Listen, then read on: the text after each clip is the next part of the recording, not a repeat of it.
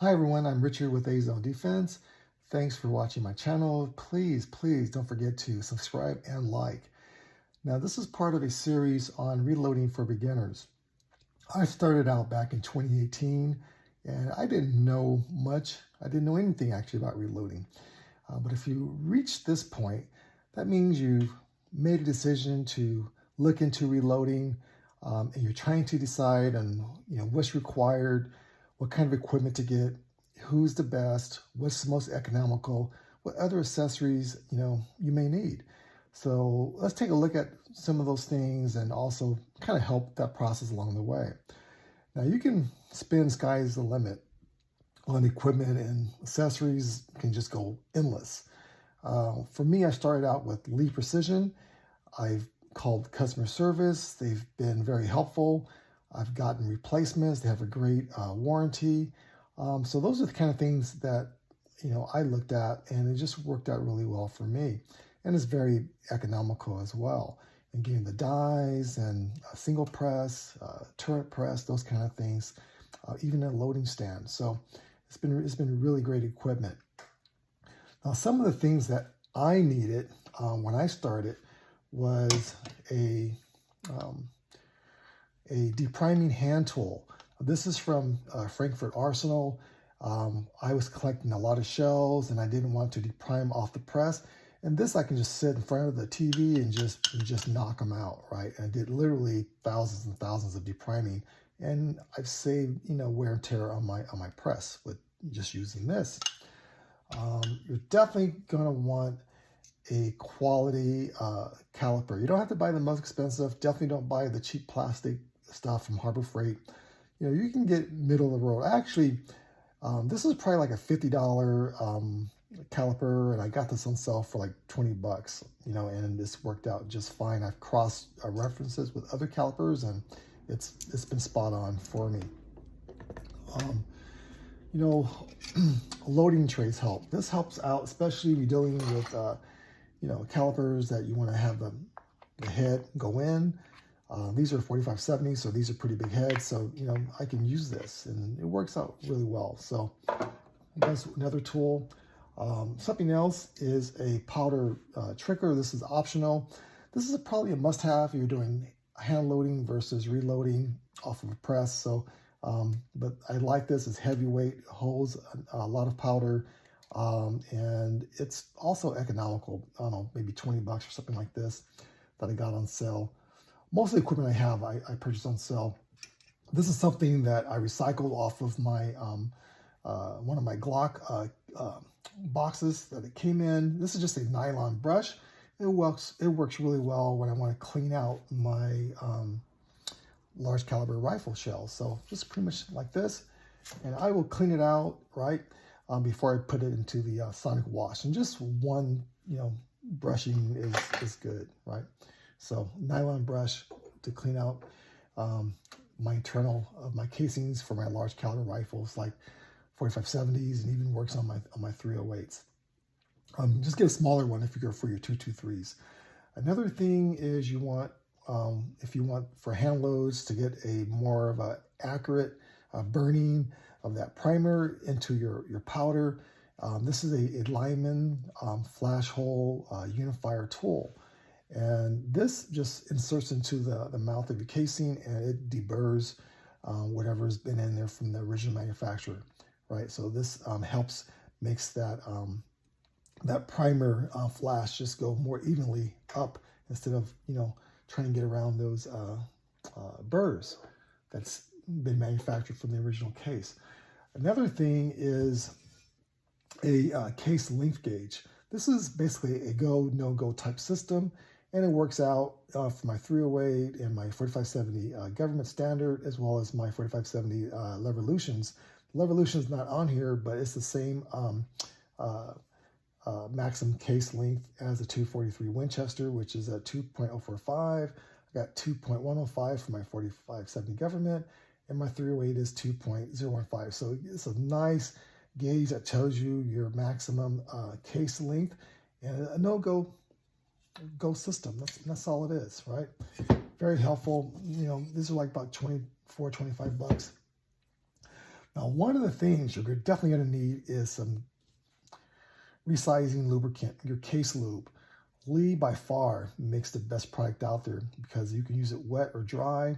I can use this in large batches if I need it to. I can just take maybe a half a teaspoon, a couple of drops of water, and just throw several hundred rounds of my casings into a tub, close the tub up, shake it, and will evenly coat all my casings. I don't have to worry about over oiling my the neck of my casings to get any binding or bulges in the press, because this will work dry. So it goes on wet quickly, within a few seconds, actually, or minutes, it will become dry. And that's even good enough to just wipe off. And you don't have to worry about putting it or chamber it into your rifle on your completed cartridge, and having those pressures build up by having too much oil on your casings, right?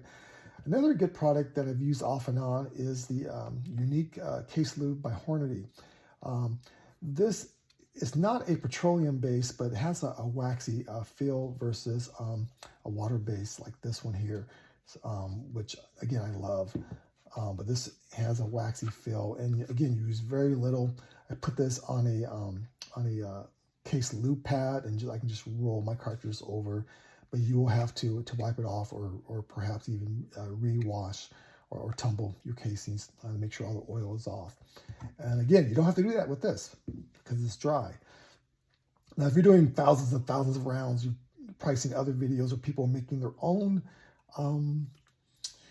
case lube, which is from lanolin and some 99% rubbing alcohol. I do a 10-to-1 ratio. You can experiment, but that seems to work out best for me. Just make sure that you're going to have to rewash all this off of your casings, because you don't want to chamber a completed cartridge and have those pressures build up. Now, something with documentation. Not too many people talk about this, but I document every step that I do, right? And as well as sort my brass. So this is 4570s. Both of these are 4570s, but what's different? So one's a Hornady, which is the Levolution, which is a shorter case, versus the standard 4570 in the standard case size, right? And so you want to separate that, right? Because you're going to be able to resize these differently on your press, and you're going to require a different die set, or at least a crimp die would be different for the standard government. All right. Now, what I do want to mention on the documentation is, like, let's say I did this last week and working on this week, and I've got this over here that I pulled out of some cases that I washed a year ago, right? So if that was the case, I can just come here and grab my notes. Okay, these are my 308s. What did I do from months ago or even years ago? Got my date, how many rounds are in this box. 308 Winchesters, shot out of a bolt action, unknown rifle.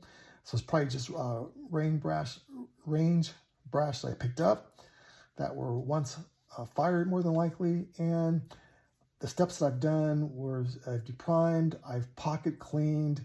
Now, pocket clean is something that's optional. I do it, but it doesn't improve anything, because you wash these, the primary pockets gets cleaned anyways, but I still do it.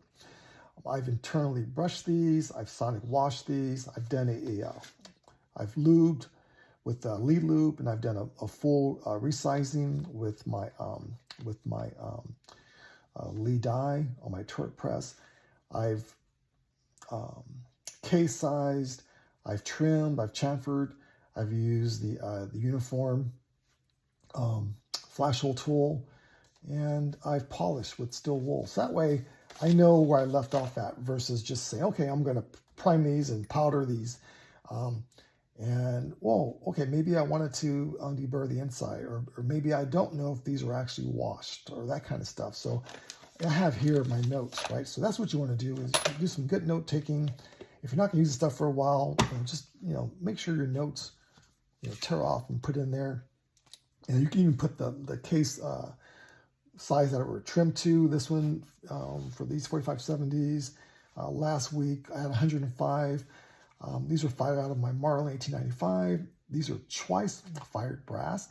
because I typically don't want to recycle my brass more than like 7 times. A lot of manuals will say, you can reuse up to 10 times. I usually don't go more than 5 to 7 times. This says I've deprimed, I've sonic washed, I've pocket cleaned, I've trimmed the case down to 2.105, I've deburred, I've used a Lee resizing lube, I've sized them full length, and I've used CCI number 200 primers, large rifle primers, and those kind of things. And my load data, which would be next step, is I'm going to say, okay, from the Lee manual, starting grains, 49.5. My bullets were from, Acme bullets, 300 grain, diameter 4.58. I'll do all that. And then you get out there and shoot these things downrange. And if you're using a Doppler radar or a chronograph type system, you come in, mark your groupings, and you get even, put into a spreadsheet and do your standard deviations and, get that magic, cartridge down for that certain rifle. And that way you just keep that same process over and over again, duplicate it, and you'll come out fine on your hand loads. Reloading, is a little bit less quality control because you're not stopping and doing all these steps. You're just cranking out more in quantity. And we can talk more about that later. But this is some of the things that works for me. But definitely document. If there's one takeaway, Lee, case lube, and document, and make sure you know where you left off at. Anyways, thanks for watching, guys. Hope this has been a help.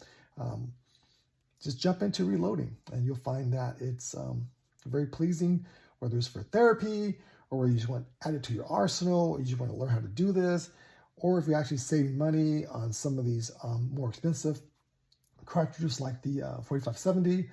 These Revolutions aren't cheap, right? They're like, $47 to, $50 a box of 20. When I got this down to about 83 cents a round, what it cost me to reload these or hand load these. All right, thanks for watching, guys. Take care, be safe, be strong. Don't forget to subscribe and like.